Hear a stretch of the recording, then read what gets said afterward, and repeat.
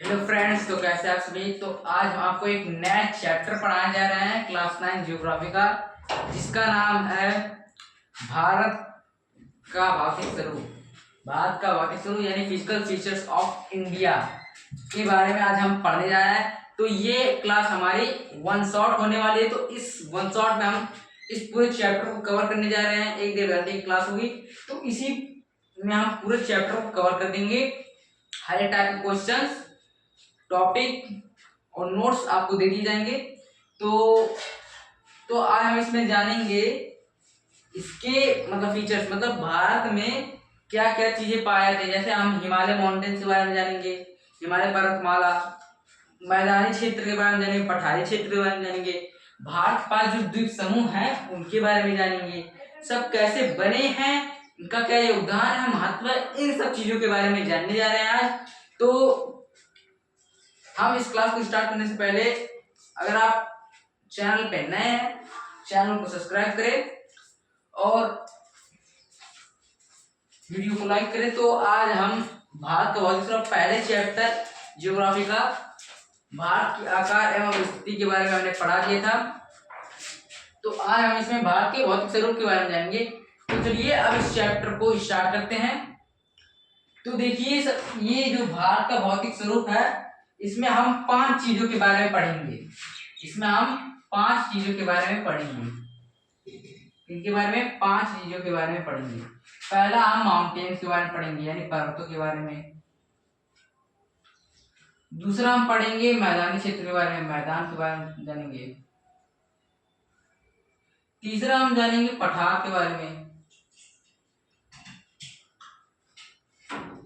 चौथा हम जानेंगे मरुस्थल के बारे में। पांचवा हम जानेंगे तटीय मैदान के बारे में। और छठा हम जानेंगे आइलैंड यानी द्वीप के बारे में। द्वीप के बारे में, द्वीप समूह मतलब। तो देखिए, आज ये 6 चीजें हम कवर करने जा रहे हैं इसी में। तो देखिए, सबसे पहले हम पढ़ेंगे पर्वत। पर्वत में हम किसके बारे में पढ़ेंगे? देखिए, ये जो पर्वत है इसमें हम बेसिकली बात करेंगे हिमालय माउंटेन्स के बारे में। ये बना कैसे और इसके फीचर्स क्या हैं, इसके पार्ट्स क्या हैं, भाग क्या है, इस सब चीजों के बारे में जानेंगे।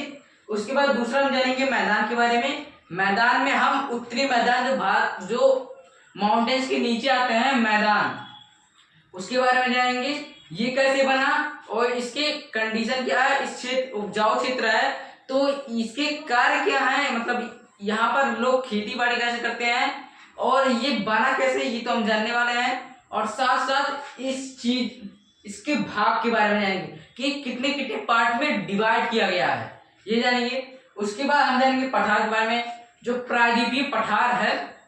देखिए, इसमें समझते हैं हम 2 चीज के बारे में जानेंगे, एक तो पठार हो गया और एक प्रायद्वीप के बारे में। देखिए, प्रायद्वीप पठार एक ही है। ये प्रायद्वीप के अंदर ये पठार है, मतलब ये जो जिस क्षेत्र में पठार पाया था वो प्रायद्वीपीय क्षेत्र है। तो थोड़ा सा हम प्रायद्वीप के बारे में डिस्कस करेंगे, उसके बाद हम पठार के बारे में, पठार के भाग के बारे में डिस्कस करेंगे।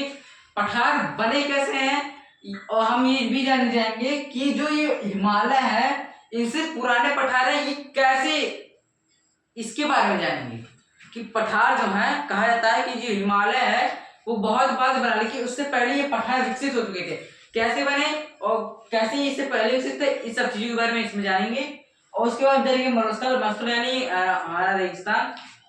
तो भारत में जानते हैं कि एक ही रेगिस्तान पाया था, थारनोस, उसके बारे में जानेंगे कैसे बने ये सब चीजों। तटीय मैदान, जो इस पठार के आसपास क्षेत्र होते हैं, जो समुद्र से मतलब समुद्र का उनका बॉर्डर बनता है, उसे तटीय मैदान करते हैं। उसमें उसके एरिया में जो क्षेत्र होते हैं उपजाऊ क्षेत्र, उसे तटीय मैदान कहते हैं। इसके भाग के बारे में जानेंगे, इसके पार्ट्स के बारे में, पूर्वी घाट, पश्चिमी घाट, इसके बारे में जानेंगे इसी में। उसके बाद हम आइलैंड्स के बारे में जानेंगे, जो हम जानते हैं Andaman Nicobar islands and Lakshadweep island, इसके बारे में जानेंगे। तो चलिए, सबसे पहले हम पर्वत के बारे में स्टार्ट करते हैं। पर्वत में समथिंग हिमालय के बारे में जानेंगे। तो हिमालय पर्वतमाला,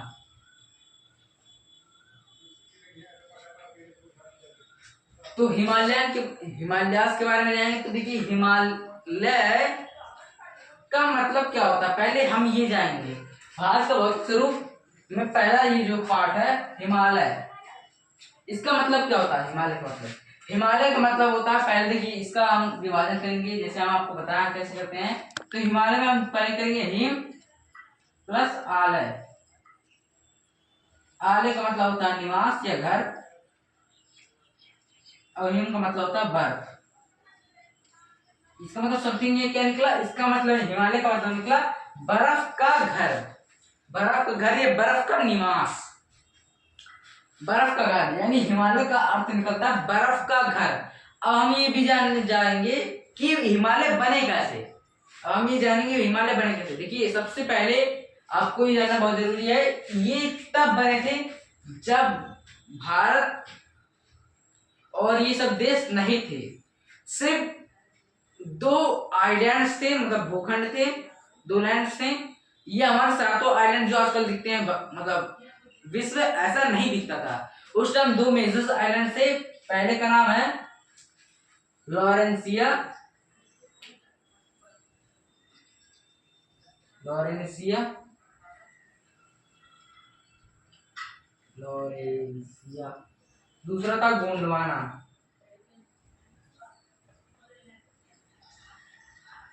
देखिए लॉरेंसिया और गोंडवाना, लॉरेंसिया और गोंडवाना, तो देखिए दो मेजर आइलैंड्स थे।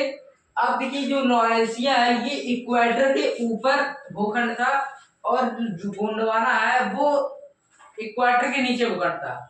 अब देखिए जो ये लॉरेंसिया और गोंडवाना है, तो इसी गोंडवाना में हमारा पहले भारत आप मतलब जानेंगे, हमारा एक एनिमेटेड वीडियो था, उसमें हमने देखा था कि ये जो गोंडवाना लैंड से जुड़ा हुआ था हमारा भारत पहले।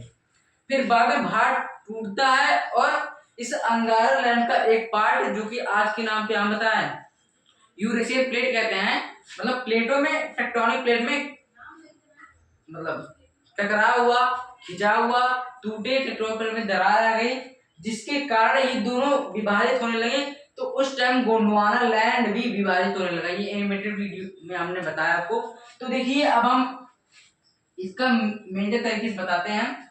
तो जैसे हम मान लीजिए ये हमारा इक्वेटर है, इक्वेटर के ऊपर ये हमारा लॉरेंसिया है और ये हमारा गोंडवाना है। ये लॉरेंसिया है, ये गोंडवाना है। तो देखिए इसका नाम लॉरेंसिया एस से गोंडवाना जी से जो कहते हैं। अब यहीं पे हमारा भारत अभी जहां पर है वो यहाँ पर नहीं होके यहाँ पर था, ये हमारा भारत है। अब क्या होता है कि समथिंग जो ये टेक्टोनिक प्लेट है उसमें आती है दरारें, दरारें आपकी किताब में भी दी हुई है, अब आप देख सकते हैं। किताब, पेन और कॉपी लेके बैठ जाइए, जो मैं बोल रहा हूं उसे आप नोट करिए, जो भी मैं बता रहा हूँ इसे नोट कर लीजिए, ये मैं बनाने की जरूरत नहीं है। तो देखिए लॉरेंसिया और गोंडवाना में जब टेक्टोनिक प्लेट में टकराव हुआ या उनमें दरारें पड़ी, तो जिसके कारण ये टूटने लगे, मेजर पार्ट्स में टूटने लगे, ये सब ऐसे टूटने लगे। अब जो ये भारत हमारा इंडियन प्लेट ये खिसकने लगा, और जब ये टूटा तो इसका एक पार्ट था जिसका नाम था, आज के टाइम में से यूरेशियन कहते हैं, यानी यूरोप और एशिया के समूह को यूरेशियन यूरेशिया कहते हैं, तो उसके पार्ट्स को यूरेशियन कहते हैं। तो जिसके कारण ये जो भारत रहता है आंतरिक खिंचाव के कारण, आंतरिक टेक्टोनिक प्लेट के कारण, अब रुकिए जान लीजिए इन दोनों समूहों को पेंजिया के नाम से जानता है, पेंजिया। ये सबसे पहला महाद्वीप था भारत का, मतलब भारत का विश्व का पहला महाद्वीप पेंजिया महाद्वीप था। तो इतना भी आपको देखिए, आपको समझाना है, कुछ एक्स्ट्रा पॉइंट समझ लीजिए। जो ये दोनों समूह पेंजिया के नाम से जाना था, जो सबसे पहला महाद्वीप था, इतना समझिए। अब देखिए जो ये पेंजिया, देखिए इनके चारों पैंथालॉसा नाम का एक महासागर था, जो सबसे पहला महासागर था, इतना समझिए, वो भी पानी वाला। अब देखिए इनके और इनके बीच में यहाँ पर एक, मतलब यहाँ पर एक सी था जिसका नाम था टेथिस सागर। क्या नाम था? टेथिस सागर, टेथिस टेथिस सागर। टेथिस सागर था। अब ये क्या होता है कि जब, अब देखिए यहाँ से कंटिन्यू होता है, जब ये टेथिस सागर है लॉरेंसियन के बीच में, तो इसके बीच में दबाव होने लगा, इसके बीच में दबाव उत्पन्न होने लगा, क्योंकि टेक्टोनिक प्लेट टूट रहे थे, जिसके कारण दबाव, अब जब भारत है वो जाके इसके यूरेशियन प्लेट से टकराया, तो जिसके कारण ये जो इधर गया, तो ये जो सागर था, इसमें सबकी नदियां गिरती थी, जो भी उस टाइम नदियां थी, तो ये जो सागर था इसमें इतना दबाव उत्पन्न हो रहा था, ये मतलब कई हजार साल मतलब इसको लगे थे इससे टकराने में, लेकिन इतना दबाव उत्पन्न हो गया था कि जब ये इससे टकराया, तो ये जो पानी था, पानी एक बहुत ऊंचे तूफान बन गया था और एकदम तबाही मतलब उस टाइम बन गया था। तो जब ये दोनों टकराए थे तब उस टाइम इनके आंतरिक हलचल के कारण ये बड़े मतलब जो जमीन थे वो उठ गए थे, जिसके कारण हमारे हिमालय पर्वतमाला का निर्माण हुआ। देखिए अब आपको लिखना कैसे है कि हिमालय पर्वतमाला के निर्माण होने से पूर्व भारत जो अभी एशिया में स्थित है, पहले दो भूखंड होते थे, जिसका नाम अंगारा लैंड या लॉरेंसिया या गोंडवाना लैंड था। तो इन दोनों के बीच में एक महासागर पाया जाता है, जिसका नाम टेथिस सागर है। इन टेथिस सागर कई हजार साल में इनके प्लेटों में दरार उत्पन्न होने, जिसके कारण ये हमारा अफ्रीका या अभी अफ्रीका पाया जाता है, मतलब अफ्रीका या गोंडवाना से टूटा हुआ भारत यूरेशियन प्लेट की ओर बढ़ने लगा, जिसके कारण टेथिस सागर के बीच में आंतरिक दबाव उत्पन्न हुआ। अब जब ये यूरेशियन प्लेट से भारत का ये पार्ट टकराया, तो इससे जो जमीन थे वो उठ खड़े हुए, जिससे एक पर्वत का निर्माण हुआ, जिसे आज हम हिमालय के नाम से जानते हैं, और उस पे जो पाए जाने वाले बर्फ है वो टेथिस सागर का ही रूप है। इतना आपको लिखना है, ये बहुत ही इंपॉर्टेंट है, टेथिस सागर का रूप ये सब। अब देखिए ये तो हो चुका कि अब इसी से बना था। अब ये जो हिमालय है, अब इसके बारे में विस्तार सब चीजों के बारे में जान लेते हैं, इसका विस्तार कैसे हुआ था, ये सब चीजों के बारे में। तो चलिए देखते हैं हम। तो सबसे मैं थोड़ा वाटर फेंकता हूँ, आप ये नोट करिए।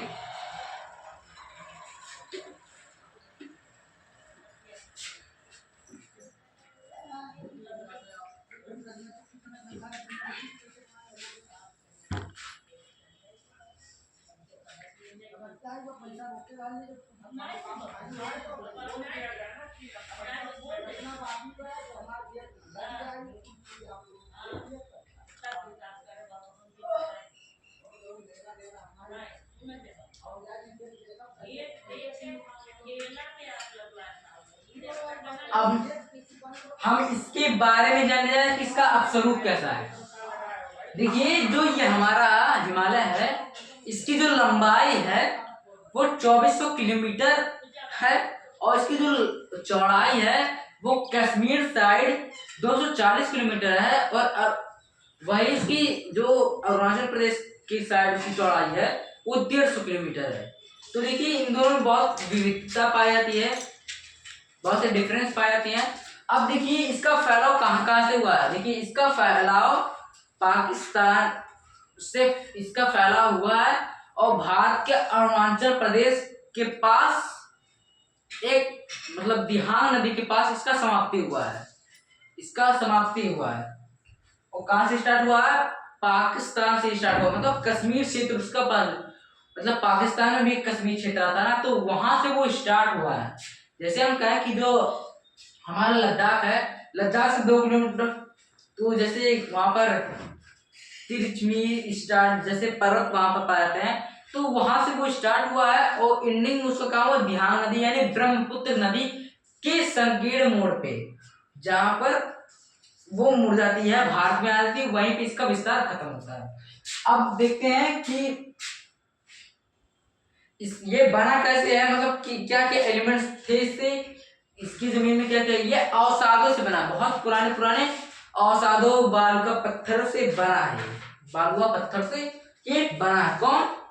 हिमालय पर्वतमाला। अब हम हिमालय पर्वतमाला के पार्ट्स को जान लेते हैं और इसके साथ साथ इसके महत्व को भी जानेंगे। तो देखिए जो हिमालय पर्वतमाला है इसको मुख्य रूप से तीन, देखिए हमारी किताब में चार दिए हुए हैं, मुख्य रूप से तीन है। कौन सा?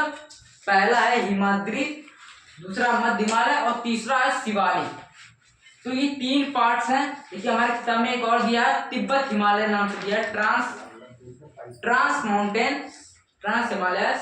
तो देखिए वो जो हिमालय के पार्ट्स हैं उनमें तीन मेजर ही है। चौथा आप वो तो कुछ और माउंटेन से मिलके बना, लेकिन हाँ वो जब बने थे तो हिमालय के साथ ही बने थे, लेकिन वो हिमालय से थोड़े दूर और उससे अलग अलग पार्ट्स हैं। अभी हम बता रहे हैं हमको। तो देखिए सबसे पहला हमारा आता है हिमाद्री, नोट कर लीजिए आप, हिमाद्री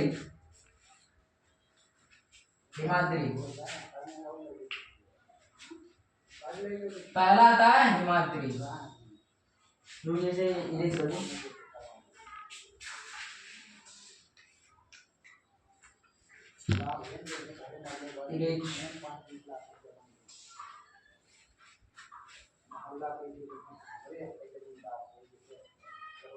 तो देखिए ये मतलब पहला है हिमाद्री, पहला का नाम है हिमाद्री।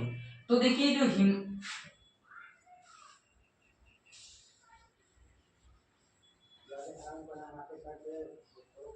हिमाद्री, देखिए यहाँ पर सही है। जो ये हिमाद्री है ये हिमालय पर्वतमाला की सबसे पहली श्रृंखला और सबसे ऊंची श्रृंखला है और सबसे ऊपरी श्रृंखला है।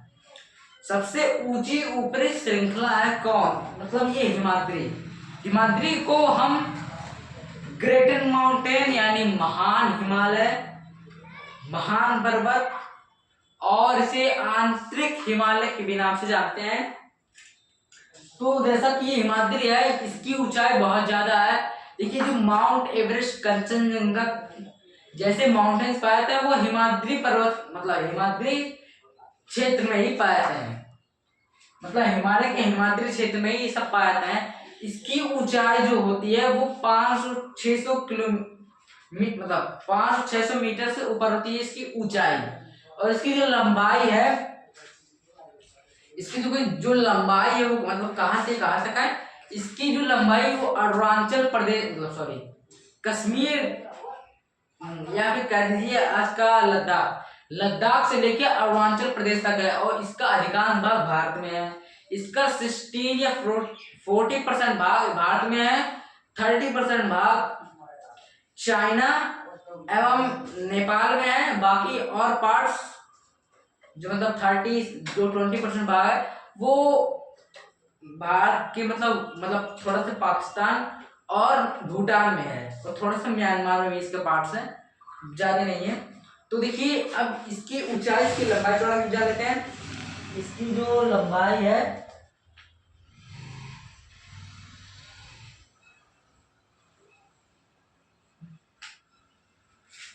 इसकी जो लंबाई है वो 6400 किलोमीटर है, 64 किलोमीटर। उसकी जो चौड़ाई है वो 25 km है। मतलब इसका फैलाव 64 किलोमीटर और 25 मीटर है। इसकी हाइट जो है हाइट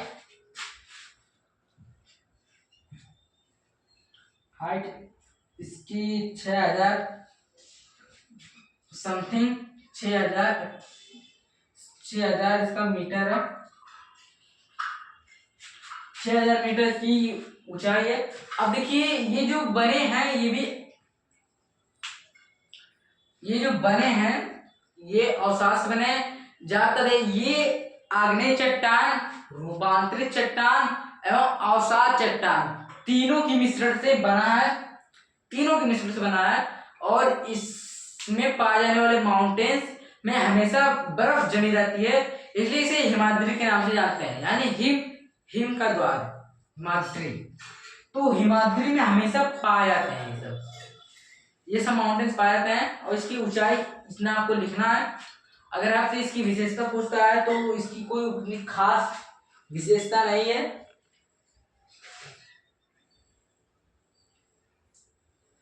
हाँ, तो आप जानिए कि इसका जो यहाँ से बहने वाली नदी बहुत कम है, कुछ ही नदियां बहती, देखिए यहाँ पर मतलब मतलब नदियां हैं, यहाँ पर ग्लेशियर पाए जाते हैं, लेकिन यहाँ पर जो नदियां है उसका बहना थोड़ा असंभव है, क्योंकि यहाँ पर हमेशा बर्फ गिरती है और यहाँ की टेम्परेचर हमेशा माइनस होता है, इसलिए बर्फ भी पानी में मतलब जो पानी है तो बर्फ में कन्वर्ट हो जाता है, इसलिए से यहाँ नदियां बहुत कम ही निकलती हैं और कुछ ही नदियां निकलती हैं। अब दूसरा आता है हमारा मध्य हिमालय।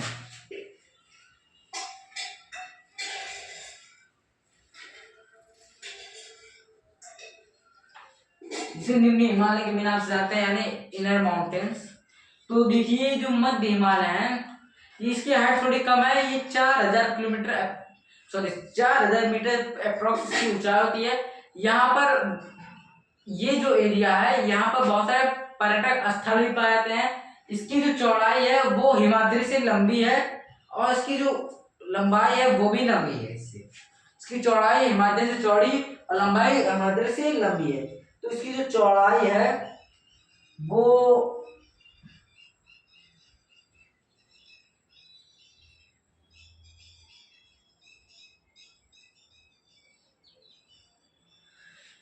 इसकी जो चौड़ाई है इससे ज्यादा, यानी 100 किलोमीटर की इसकी चौड़ाई है, 100 किलोमीटर की इसकी चौड़ाई है और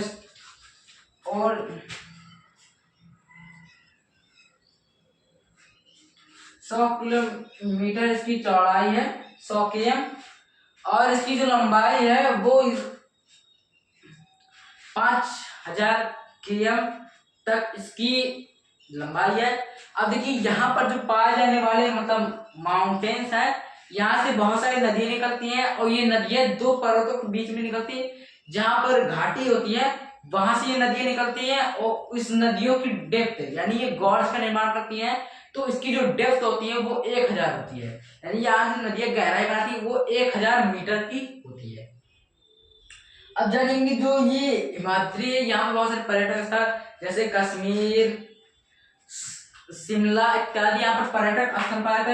इस पर्वतमाला में बहुत सारी जड़ी बूटियां भी पाई जाती हैं। इस हिमालय में बहुत सारी जड़ी बूटियां पाई जाती हैं और यहाँ पर जो पाए जाने वाले मतलब यहाँ पर पाए जाने वाले अभ्यारण्य भी कुछ पाए जाते हैं, जैसे कि यहाँ पर देखिए, जैसे यहाँ पर मकालू और धौलागिरी जैसे पर्वत इसी श्रेणी में आते हैं। अब थर्ड को हम जानते हैं, थर्ड है हमारा शिवालिक।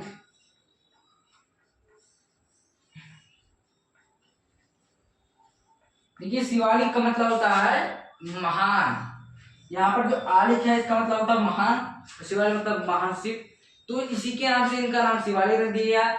ये सबसे मतलब सबसे नीचे वो माउंटेन है, इसके बाद उत्तरी मैदान स्टार्ट हो जाता है। तो देखिए जो माउंटेन्स हैं ये बहुत सारे पर्यटक स्थल से है, यहाँ पर इसकी ऊंचाई बहुत गिर जाती है, यहाँ पर अधिकतर पहाड़ ही पाए जाते हैं, माउंटेन्स बहुत कम पाए जाते हैं। और यहाँ पर देखिए जैसे बद्रीनाथ, केदारनाथ श्रेणी जो मतलब श्रेणी तथा जो तीर्थ स्थल है वो इसी शिवालिक रेंज में पाए जाते हैं। इसका ज्यादा उतना महत्व नहीं है, इसकी जो लंबाई चौड़ाई कम है और इसके मतलब पाए जाने वाले मतलब चीजें बहुत ही अमूल्य है। यहाँ पर देखिए जो नदियां रहती हैं, यहाँ से बहुत सारी नदियां भी निकलती हैं। जो नदियां रहती हैं जैसे मध्य हिमालय से निकलने वाली जो गंगा नदी है, और गंगा नदी के पास जो आने वाली जहाँ से गंगा नदी बनती है जो पंच प्रयाग है वो इस शिवालिक रेंज में पाया जाता है। ये बहुत ही इंपॉर्टेंट है, इसको जानना जरूरी है। अब चौथा सबसे आखिरी है जिसका नाम है तिब्बत हिमालय, जिसे ट्रांस माउंटेन्स के नाम से जानते हैं, इसमें नहीं इंक्लूड कर रहा हूँ उसे, जान लीजिए क्या होता है। तो देखिए जो ट्रांस हिमालयन है वो हिमालय की पार्ट से हैं, लेकिन जो उनके मतलब वो क्षेत्र है वो अन्य श्रेणियों से मिलकर बना हुआ है, जैसे काराकोरम, जास्कर, पीर पंजाल, ये सब जो पर्वत श्रेणी है, कैलाश श्रेणी, ये सब जो श्रेणियां हैं इसको हिमालय में काउंट नहीं किया जाता है। हिमालय में नहीं काम किया क्योंकि हिमालय और काराकोरम को तो अलग बताया था कि काराकोरम पर्वतमाला में है, ये हिमालय पर्वतमाला में है, माउंट माउंट एवरेस्ट हिमालय पर्वतमाला में, केटू काराकोरम पर्वतमाला है, तो इसको अलग माना जाता है। तो जो छोटे छोटे और मतलब पर्वत श्रृंखला उनके ग्रुप को कहा गया ट्रांस हिमालय, तिब्बत हिमालय। इसका अधिकांश क्षेत्र ये देखिए दो जगह पाते हैं, देखिए चाइना यानी जो तिब्बत और भारत में इसका मतलब पाया जाता है, ज्यादा नहीं पाया जाते हैं। तो इसके ज्यादातर पार्ट्स चाइना में है, 60% पार्ट्स चाइना में, 40% पार्ट्स भारत में है। क्योंकि देखिए कैलाश माउंटेन और पीर पंजल बॉर्डरी है और बाकी और काराकोरम पर्वतमाला भी चाइना में ही ज्यादातर पाया जाता है, भारत में थोड़ा कम है। तो इसी के साथ ये हमारा हिमालय वाला खत्म हो गया, पर्वत खत्म हो गया। अब हम जानेंगे मैदान के बारे में, तो इतना आप नोट्स कर लीजिए।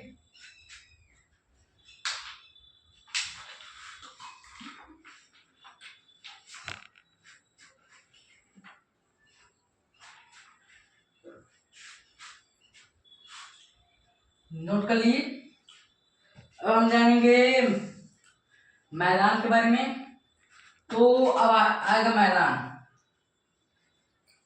देखिए मैदान किससे बना है, देखिए मैदान का निर्माण नदियों द्वारा लाई गई अवसादों या मिट्टी कंकड़ पत्थर से बनी है, ये आप जान जाइए। मैदान इसी से बना हुआ है और मैदान की चौड़ाई बहुत ज्यादा है और इसका देखिए जो विस्तार है वो कह सकते हैं कि पाकिस्तान से लेकर बांग्लादेश तक इसका विस्तार है। ये बहुत चौड़ा है क्योंकि यहाँ पर जितनी भी मतलब इसमें 3 तंत्र या प्रणाली पाए जाते हैं, सिंधु नदी तंत्र, गंगा नदी तंत्र और ब्रह्मपुत्र नदी तंत्र। इन्हीं तंत्रों के नाते भारत के अलावा भी पाकिस्तान और बांग्लादेश में भी इसके मतलब ये मैदानी क्षेत्र पाए जाते हैं। तो देखिए इसका विस्तार कितना है, अब ये जान लेते हैं हम। देखिए जो इसका विस्तार है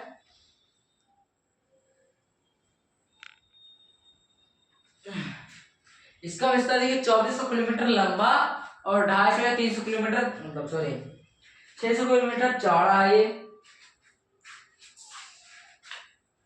ध्यान नोट करिए।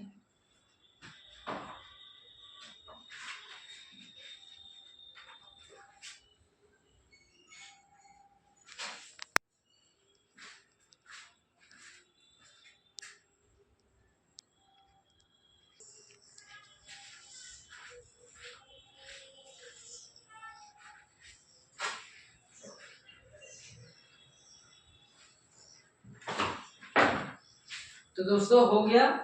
तो अब मैदान की लंबाई चौड़ाई उसके विस्तार के बारे में बता दिए।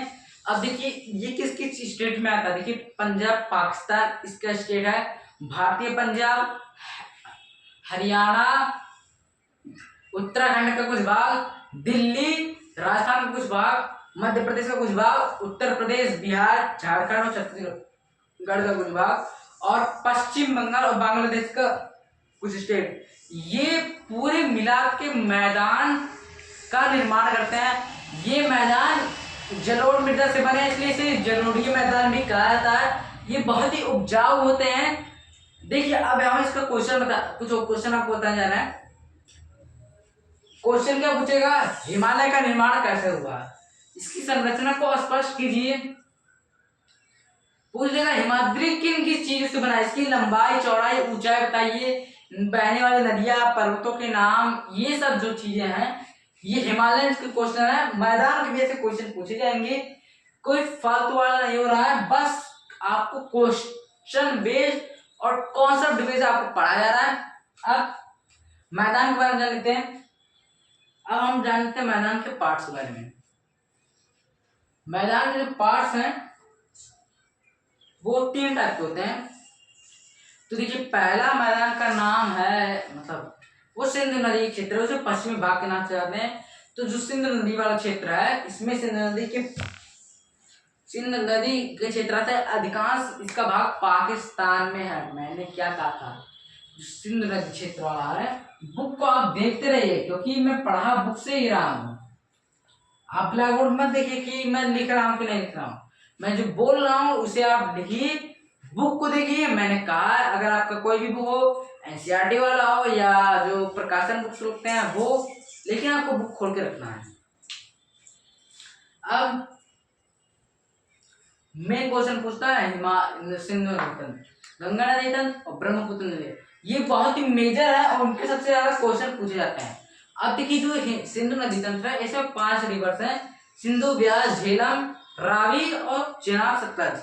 ये 6 नदियां हैं, सॉरी मतलब 5 नदियां हैं, सिंधु, चेनाब, ब्यास, झेलम, सतलज, लेकिन 6 हो जाए, पंजाब है ना, तो सिंधु, रावी, व्यास, झेलम, चेनाब, सतलज, हाँ 6 नदियां हैं, सिंधु को छोड़ दी। तो पंजाब इसलिए इसका क्षेत्र पड़ा है क्योंकि ये 5 नदियां और 6 नदियां यहाँ से गुजरती हैं। अब जो ये व्यास नदी और ये सब नदियां हैं, ये मिला के मैदानी क्षेत्र का निर्माण करती है। अधिकांश भाग इसके पाकिस्तान में, यहाँ पर सिंचाई का क्षेत्र बहुत ज्यादा। देखिए इस मैदान में कुछ पार्ट मरुस्थल का भी है जो कि थार मरुस्थलीय है, पार्ट्स मिलते हैं। अब दूसरा इसका है गंगा नदी तंत्र। तो गंगा नदी जो तंत्र है, अब इसके बाद देखिए गंगा नदी तंत्र का फैलाव सबसे ज्यादा है। इसका फैलाव देखिए, इसका फैलाव हरियाणा से लेके बांग्लादेश तक इसका जाता है। इसका फैलाव सबसे ज्यादा है, हरियाणा से बांग्लादेश तक इसका जाता है। और साथ साथ इसके अंदर जुड़ने वाली रामगंगा, यमुना, चंबल, शारदा इत्यादि नदियों का इसका एक तंत्र है पूरा। इन सब चीजों के बारे में अगर डिटेल से पढ़ना तो हमारे अगले क्लास डिरेंज जो है अपवाह में हम इन्हीं के बारे में जानेंगे, यानी सिंधु नदी तंत्र, गंगा नदी तंत्र और ब्रह्मपुत्र नदी तंत्र, इन्हीं के बारे में जानेंगे बहुत डिटेल। देखिए शॉर्ट फॉर्म में मैदान के बारे में जान रहे तो इसलिए इसका कम है, क्योंकि जलोढ़ मृदा पाई जाती है और साथ साथ जड़ी बूटियों से आने वाली जो मध्य हिमालय में जड़ी बूटियां हैं, क्योंकि यहीं से गंगोत्री यमुनोत्री ग्लेशियर निकलते हैं, तो इसका जो पहाड़ में जड़ी बूटियां पाई जाती हैं वो इन्हीं में घुल मिल जाती हैं, जिसके कारण गंगा नदी का जो पानी है वो शुद्ध माना जाता है। इसलिए गंगा नदी एक पवित्र नदी है। इसके कारण ये अपने अंदर पानी में जो जीवाणु रहते हैं उन्हें नष्ट कर देती है, ये जड़ी बूटी। तो इसलिए गंगा नदी को पवित्र नदी और हिंदुओं में इन्हें गंगा मैया के नाम से यानी माता का स्थान दिया गया है। अब देखिए अब थर्ड है हमारा ब्रह्मपुत्र नदी। ब्रह्मपुत्र नदी के बारे में जान लेते हैं। अब ब्रह्मपुत्र नदी जो है, ब्रह्मपुत्र नदी इसका जो विस्तार है ये बहुत कम है। ये खासकर ये असम में पाए जाते हैं, क्योंकि उसके ऊपर शिवालिक पर्वतमाला है। असम में इसका पाया जाता है। और देखिए इसी ब्रह्मपुत्र नदी में विश्व का सबसे बड़ा नदी द्वीप यानी माजुली यहाँ पर है। पहले एक द्वीप था, अब इसे जिला में कन्वर्ट कर दिया गया है। ये असम का एक भाग है और साथ साथ इसकी जो विस्तार है बहुत ज्यादा। यहाँ ये भारत की सबसे बड़ी अपवाह नदी है। यहाँ पर बाढ़ हमेशा आता रहता है। इसका जो मोटाई बहुत ज्यादा है। अब साथ साथ इसमें पाए जाने वाले जो क्षेत्र है वो बहुत ही उपजाऊ है। खासकर इसके कुछ पार्ट्स बांग्लादेश में मिलते हैं, लेकिन जो बांग्लादेश में मिलते हैं आगे चल के कुछ जो मतलब गंगा नदी जो पद्मा नदी के नाम से वहां पर है वो जाके मिल जाती है और एक बहुत ही बड़े डेल्टा सुंदरबन डेल्टा का निर्माण करती है। सुंदरबन डेल्टा का निर्माण करती है, इतना नोट कर लीजिए।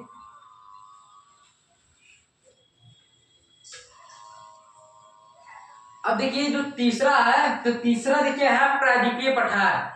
इसके बारे में हम जानने जा रहे हैं। तो प्रायद्वीपीय पठार क्या है, अब इसके बारे में जानिए। देखिए प्रायद्वीपीय पठार हमने आपको इंट्रो में बताया था कि जो प्रायद्वीपीय पठार हैं वो हिमालय से पहले बना। अब कैसे बना ये जान लीजिए।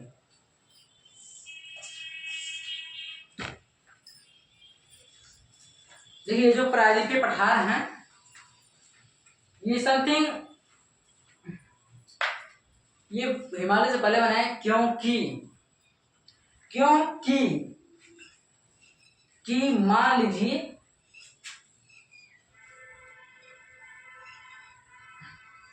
ये हमारा भारत है, मान लीजिए गोंडवाना लैंड है, इनमें पाए गए हमारे भारत टूटा तो टूटा उसके जो पार्ट्स टकराया है वो यही तो है, अंदर का इनर लेयर में कोई कुछ कमी हुई नहीं, पार्ट्स तो इसके गोंडवाना लैंड के ही है, गोंडवाना में नहीं पाया गया वो इसमें पाया गया, जो फीचर इसमें है वो गोंडवाना और चीजें इसमें भी गई।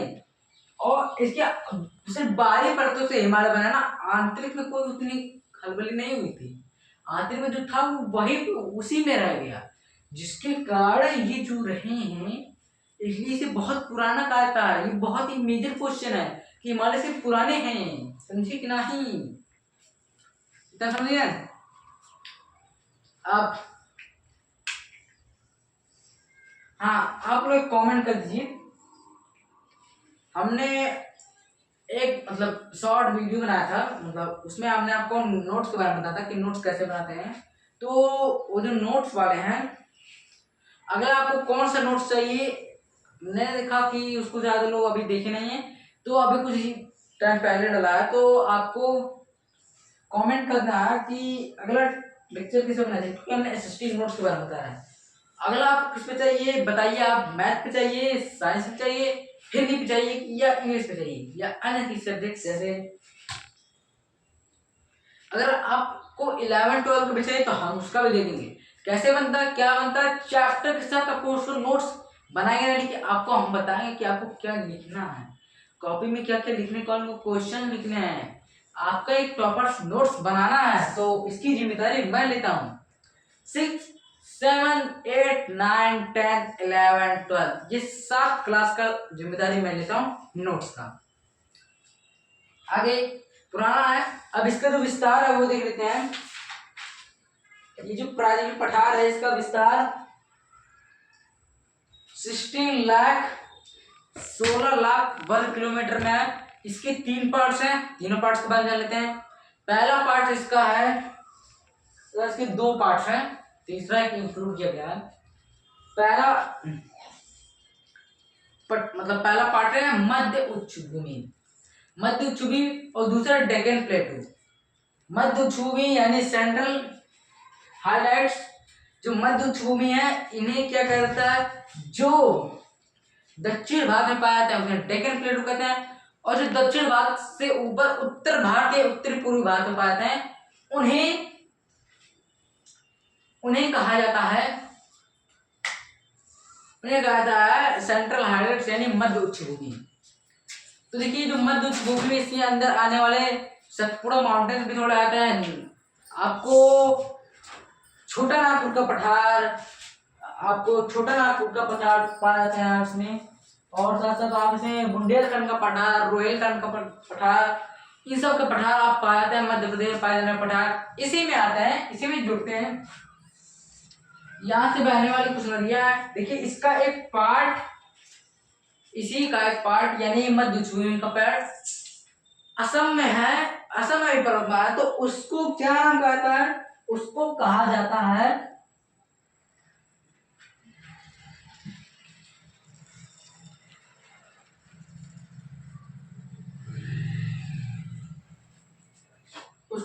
है मेघालय पठार, या उसे कैची एंगलोंग पठार कहा जाता है, काची एंगलोंग पठार के नाम से जाना जाता है। अब दूसरा हमारा आता है डेक्कन प्लेटू, दक्षिण भाग यानी सतपुड़ा माउंटेन्स के नीचे पाए जाने प्लेटू डेक्कन प्लेटू होते हैं, और सतपुड़ा माउंटेन के ऊपर पाए जाने वाले प्लेटू, देखिए सतपुड़ा नहीं, आपको ये ध्यान रखना कि नर्मदा नदी के ऊपर पाए जाने वाले प्लेटू मध्य उच्च भूमि यानी सेंट्रल हाइलाइट्स है, और नीचे पाए जाने वाले प्लेटू डेक्कन प्लेटू है। अब डेक्कन प्लेटू इससे बहुत बड़ा है, इसका आकार त्रिभुजाकार है, नोट्स कर लीजिए, इसका आकार त्रिभुजाकार, ये इस वाले पठार से बड़ा है। इसमें डेक्कन प्लेटू और भी अन्य प्लेटू पाए जाते हैं, दक्कन का पठार आपको मिल जाएगा इसमें, और साथ साथ आपको मैकॉल श्रृंखला सतपुड़ा माउंटेन्स, और आपको महादेव की पहाड़ियाँ, पूर्वी घाट पश्चिमी घाट इसी में आपको मिल जाते हैं। अब ये जो देखिए, ये जो मतलब इसका जो पठार मतलब बना है, ये आग्नेय चट्टान और रूपाग्नि चट्टान से मिलके बना है। इसका जो विस्तार है ये बहुत ज्यादा है, और साथ साथ ये में बहुत उपजाऊ, यहाँ पर बहुत सारी नदियां निकलती हैं, जैसे छोटा नागपुर से महानदी निकलती है, ताप्ती नर्मदा रिवर भी यहीं से निकलती है, कृष्णा कावेरी गोदावरी रिवर से यहीं से निकलती है, जो कि बहुत ही उपजाऊ क्षेत्र से बनाती है। ये थोड़ा उपजाऊ है। तो अब हम जानते हैं कि उपजाऊ है, इसी के साथ खत्म होता है। अब हम जानेंगे पूर्वी घाट पश्चिमी घाट। देखिए जो पूर्वी घाट है वो बहुत ही चौड़ा, मतलब पश्चिमी घाट से चौड़ा है, और इसका विस्तार जो होता है वो उड़ीसा के स्वर्ण रेखा, मतलब जो स्वर्ण रेखा नदी है उससे लेकर ये कुमारी अंतरिक्ष तक इसका विस्तार है। ये चौड़ा है। यहाँ पर जो नदियां हैं गोदावरी कावेरी, ये अपना विशाल डेल्टा बनाती हैं। यहाँ पर देखिए, यहाँ पर बहुत ही उपजाऊ जमीनें हैं। ये तटीय मैदान के बाद आता है, मतलब तटीय मैदान और प्लेटों के बीच में है ये। और अब हम जानेंगे पश्चिमी मैदान, पश्चिमी घाट। थोड़ा एडजस्ट कर लेते हैं।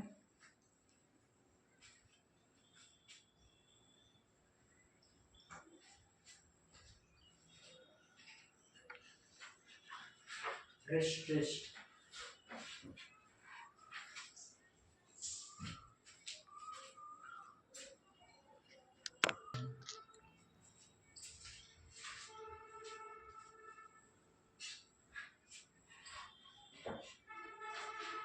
तो देखिए, अब जो पश्चिमी घाट है वो और ज्यादा एक्सटेंट है, मतलब संकीर्ण पतला है। ये खंबात की खाड़ी से स्टार्ट होकर कुमारी अंतरिक्ष तक ये भी जाता है।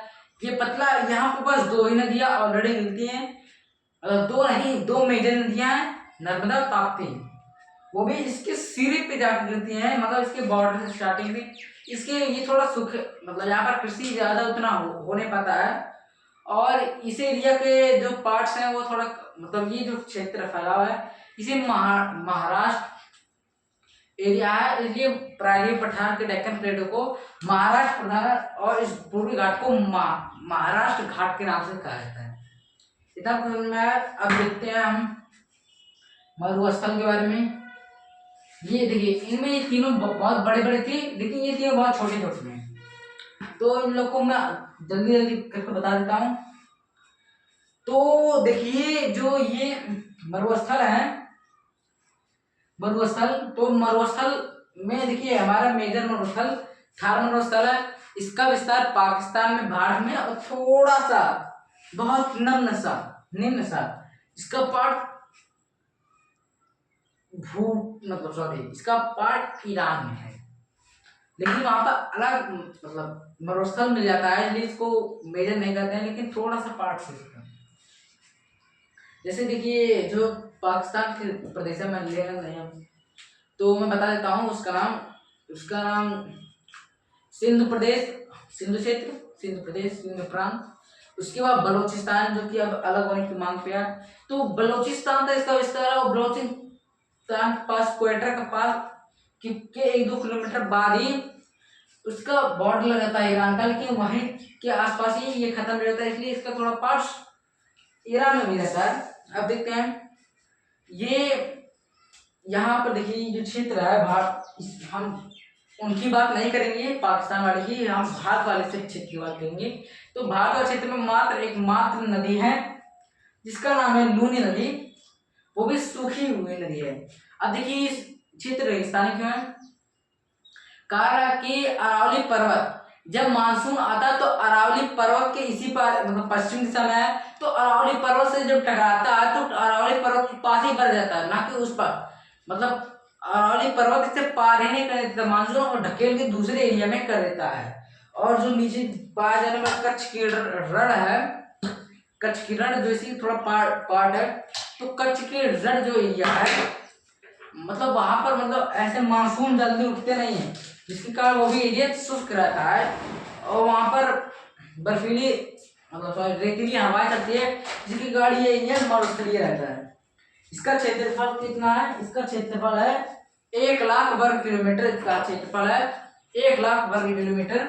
और साथ साथ ये जो मरुस्थल है ये बहुत सारी बलुई मिट्टी और आपको बरकान भी आपको देखने को मिल जाएंगे, जो कि अर्धचंद्र का बालू के टीले होते हैं, आपको अधिकांश आपको देखने को मिल जाएंगे। तो हमारा जो मरुस्थल है, मरुस्थल में पाया कुछ आपको बालू का पत्थर, इस सब चीजों से हमारा मरुस्थल बना हुआ है। मरुस्थल का निर्माण कैसे हुआ ये भी बता दिया है। अब हम देखते हैं तटीय मैदान। तटीय मैदान, तटीय मैदान में देखिए आपको दो मैदान दिखेंगे। पहला है पश्चिमी मैदान, दूसरा पूर्वी मैदान। थोड़ा रेस्ट कर लेते हैं।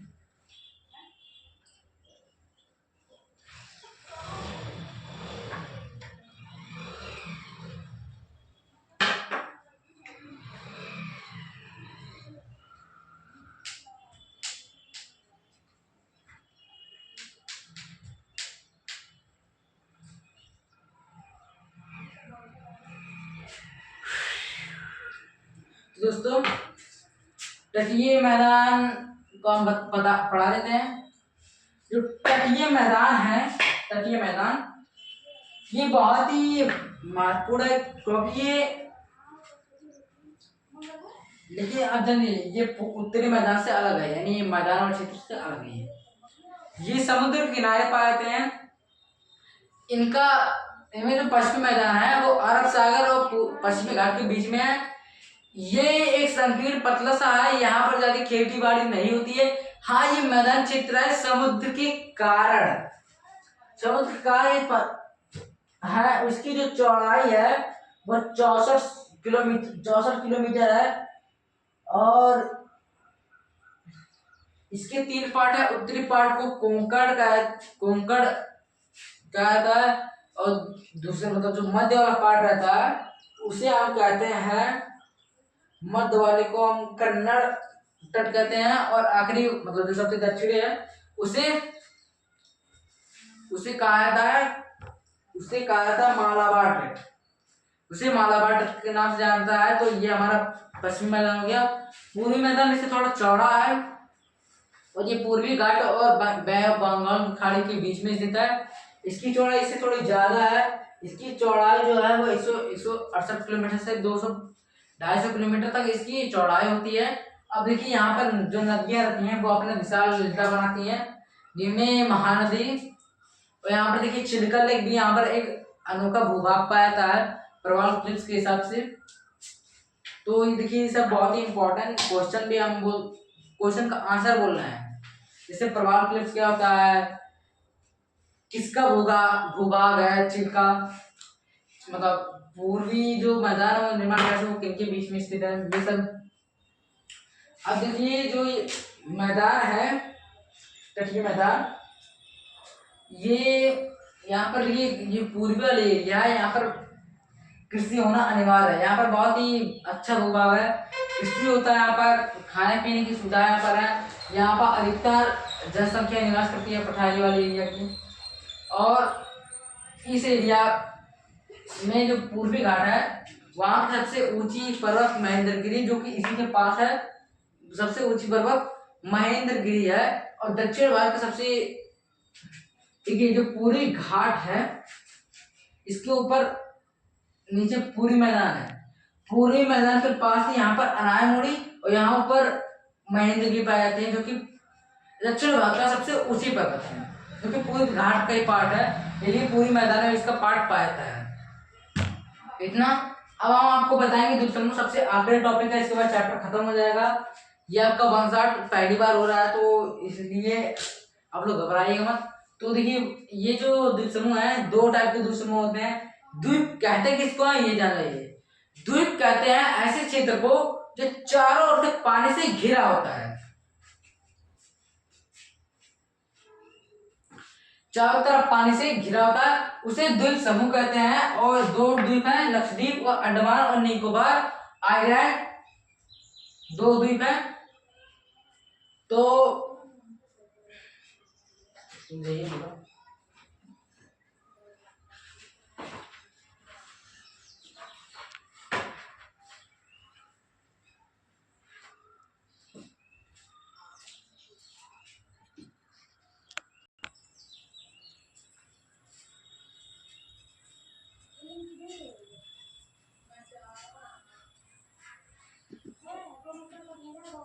तो देखिए अब हम जानेंगे द्वीप समूह के बारे में। तो जो द्वीप समूह हैं वो दो हैं, अंडमान और निकोबार आइलैंड्स और लक्षद्वीप आइलैंड्स। ये वन शॉट वीडियो है, तो इसी पूरे में हम पूरे लेक्चर को कवर कर दिए हैं।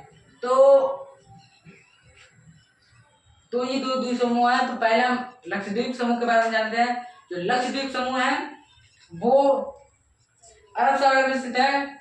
इसके टोटल 36 द्वीप हैं और इसकी 1793 नहीं सॉरी इसकी आज़ादी हुई।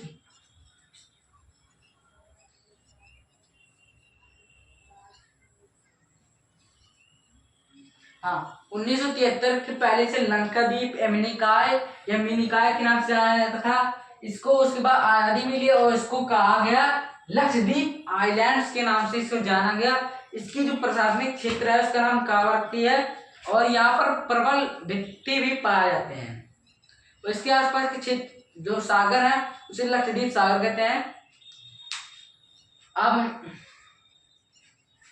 यहाँ पर देखिए आपको कुछ प्रबल क्लिप्स भी पाएंगे, प्रबल पट्टिकाय तट भी पाएंगे, प्रबल द्वीप भी पाएंगे। तो प्रबल द्वीप ये सब आपको यहाँ पर पाए जाते हैं। दूसरा आपका अंडमान एंड निकोबार आइलैंड, सबसे आखिरी टॉपिक और आखिरी पॉइंट है ये। इसके कुल टोटल 372 आइलैंड्स है, जिनमें से 372 आइलैंड्स है जिसमें रहा जाता है सिर्फ 31 आइलैंड्स में लोग रहते हैं। और यहाँ पर भारत के एकमात्र ज्वालामुखी बैरन द्वीप पे स्थित है। जो बैरन आइलैंड पे मतलब स्थित है वो द्वीप समूह। और यहाँ पर मतलब जो प्रशासनिक इसकी एरिया है उसका नाम पोर्ट ब्लेयर है। और भारत की सबसे दक्षिणी बिंदु जिसका नाम इंदिरा पॉइंट है वो यहीं पे स्थित है। ये जो द्वीप समूह दो भागों में बांटा गया है। पहला है अंडमान द्वीप, दूसरा निकोबार द्वीप। तो अंडमान निकोबार की जो राजधानी पोर्ट ब्लेयर है वो अंडमान के क्षेत्र में है। उसके बाद और सबसे आखिरी पॉइंट जो मतलब इंदिरा पॉइंट है वो पाया गया है निकोबार आइलैंड में। तो बस आज के लिए इतना ही आपको जानना था। हाँ, यहाँ पर मतलब बाघ हिरण भी पाया जाता है, बहुत सारे जंगली क्षेत्र है, जैव विविधता वाला ये क्षेत्र है। तो बस आज आपका ये वन शॉट वीडियो यहीं पे खत्म होता है। 1 घंटे की क्लास में आपको हमने सब कुछ समझा दिया है। पूरा ये चैप्टर आज हमारा समाप्त होता है यहीं पे। तो हमने आपको हर एक कॉन्सेप्ट समझाया है, क्वेश्चन भी बताए हैं, टॉपिक को बढ़िया से समझाया है, निर्माण सब कुछ आपको डिटेल में समझा दिया है। तो अब हम आपको अगले चैप्टर डीरेंज अफवाह में मिलेंगे या फिर आपको फ्रेंच रेवोल्यूशन वार के बाद रशियन क्रांति के चैप्टर में आपको मिलेंगे। हम जो यूरोप में समाजवाद एंड रूसी क्रांति है उसमें हम आपको मिलेंगे। तो आज हम के लिए इतना ही। तो मैं आशा करता हूं कि आपको ये वीडियो पसंद आई होगी। तो चैनल को आप जरूर सब्सक्राइब कर लीजिए। आपको इतनी बढ़िया तरीके से हम पढ़ा है तो आपको सब्सक्राइब करना बनता है। वीडियो को लाइक करिए, कमेंट करिए कि अगला चैप्टर किस पे होना चाहिए और साथ साथ जो टॉपर्स नोट्स है वो उसमें अब किस सब्जेक्ट का बनाया जाएगा, किसका नोट्स होना चाहिए, हिंदी इंग्लिश या किसी भी का भी बताओ, वो भी कमेंट कर दीजिएगा। इस वीडियो को जल्दी से जल्दी शेयर कर दीजिए, ज़्यादा से ज़्यादा शेयर करिए क्योंकि ये बहुत ही इम्पोर्टेंट है। और ये पैटर्न 2026 पे है, 2026-27 के पैटर्न पे। अभी इस पैटर्न पे कोई जल्दी वीडियो नहीं बना है। मैं आपको इसी पैटर्न पढ़ा रहा हूँ क्योंकि अब बहुत सारे चेंजेस हुए हैं। तो उन चेंजेस के साथ आपको ये चैप्टर पढ़ा रहा हूँ। आप पुराने वीडियो ना देखिए, अब इस न्यू वीडियो को देखिए क्योंकि अब ये न्यू सेशन का है। और साथ साथ अभी ये इस टाइप के वीडियो अभी कुछ ही बने हैं, मतलब यूट्यूब या अन्य प्लेटफॉर्म पे अभी 26-27 सेशन का बहुत ही कम सिर्फ मतलब लेक्चरर हुए हैं। तो मैं चाहता हूँ कि आप इस वीडियो को ज़्यादा से शेयर करिए अपने फ्रेंड के पास जिन्हें इन लेक्चर्स की ज़रूरत है। तो कमेंट कर दीजिएगा, लाइक करिएगा, पूरा वीडियो देख लीजिए क्योंकि ये बहुत ही इंपॉर्टेंट है। पूरा वीडियो कोई स्किप मत करिए पार्ट। तो अब तक के लिए धन्यवाद। जय हिंद, जय भारत। हम आपको मिलेंगे अगली वीडियो में।